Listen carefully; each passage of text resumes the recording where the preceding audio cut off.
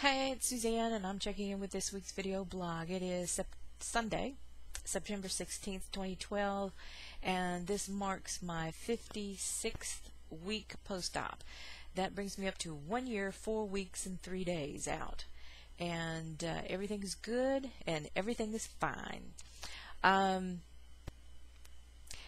guess I just have a little bit of advice for the people who are preparing for surgery, or they've had it and they are, starting their journey.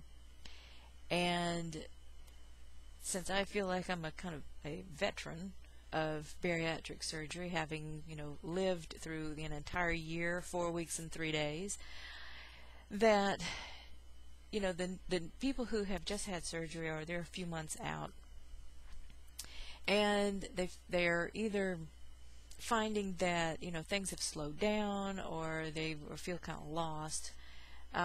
Everybody goes through that, and just keep after it. And if weight loss has slowed down, then you really have to kind of go back and sort of look at what might be causing this.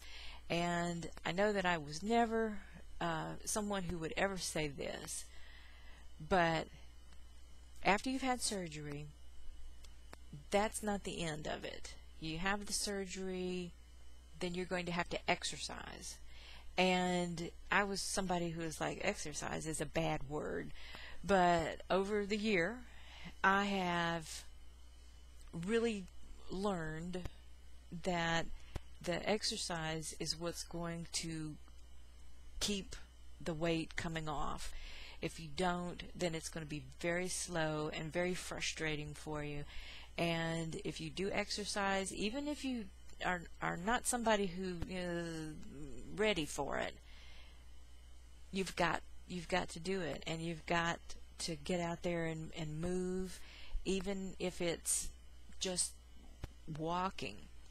One of the things that I keep advocating for is a personal trainer as part of the prescription. I mean, you have the surgery, but then you're going to have this extra help, someone to write you a exercise plan that you can live with, and then do it, and motivate you, and just push you and drive you, to keep going. My personal trainer, I started with the first week in October last year, we're slowly coming up on our anniversary of working together, and she has really, although she says, well, it's all you, but she has worked with me for almost a year now, and has really, really changed the way I think about exercise.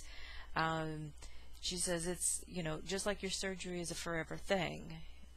You can't have the surgery and then go right back to the way that you were eating and living before surgery, because then that just defeats the purpose of the financial expense and the pain and the all the angst that you have gone through to get the surgery, and then stumble and fall back into those same habits.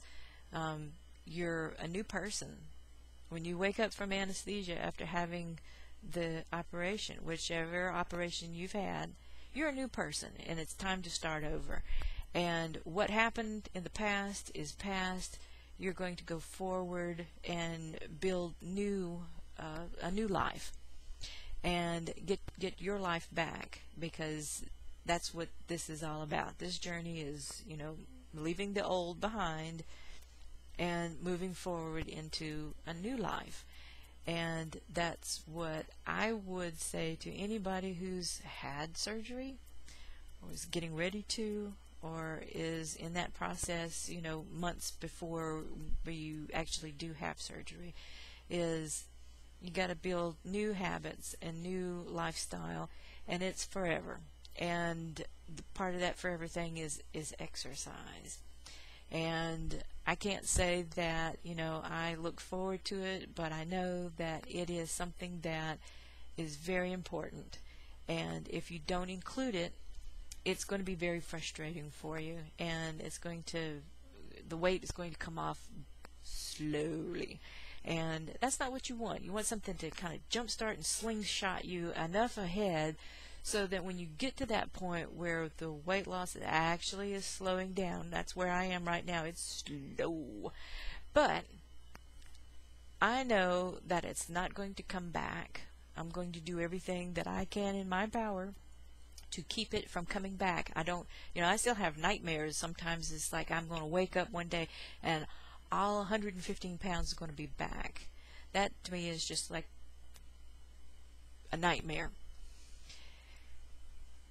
So in order to not for that nightmare to come back, I have to keep exercising, I have to keep eating right, I have to keep, on top of it, because it's real easy to kind of fall off and you gain 4 or 5 pounds, and then that makes you upset, and then you get right back into that pattern.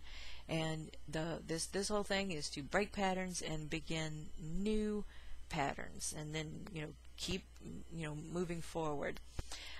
Staying motivated a year out, that's difficult, but you have to keep finding new things that keep you moving. And horseback riding is one of them. For me, it's like I have to keep exercising and staying in shape, because I don't want to get on a horse and have their knees buckle. So that would not be a good thing. So I'm doing it for myself. I'm doing it for my husband, because I want to be around and explore things and do things with my husband and my family, and I want to be able to enjoy life. So that's that's kind of like where I am right now, and that's where people will be. If you've had surgery, that's where you're going to be. So I guess all of that is to say, don't lose your motivation, and don't lose the will, and that fight to get your surgery, then have your surgery, and then follow it through and go on that journey. And it's not going to solve all your problems. No, not going to solve all your problems, because those are still there, and new problems will crop up, but you will be able to handle them, and you will do really well, and you have a support system with you. That's going to help too. And if you don't have a support system, I've been very fortunate and have like a wonderful support system. My husband has been really very, very, very supportive, throughout this. And if you don't find that you don't have that support, then you go find it. And there are plenty of people out there, especially in the weight loss community. The support is out there, and you got to go find it. If you don't have it, you got to find it, and because you are very important, and you deserve it, and you need it, and you got to go get it, and hang on to it. So that would be my advice. And I guess that's about all I can say on that.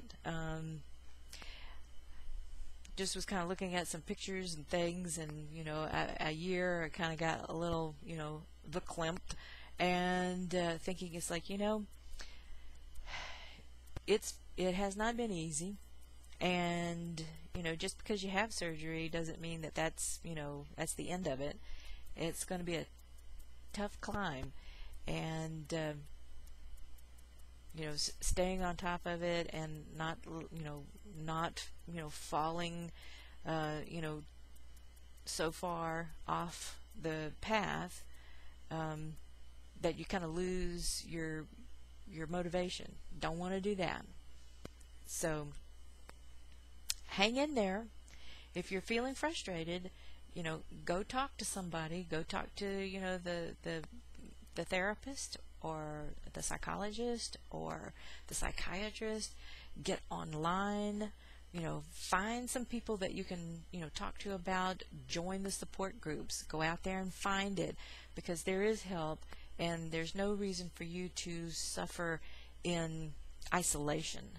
So if you're having any kind of problems, and I've been hearing some people, talk to me about that, and I've been hearing, the rumblings, there's no reason for you to be out there, all alone, trying to figure it out, because there are people out there who can help.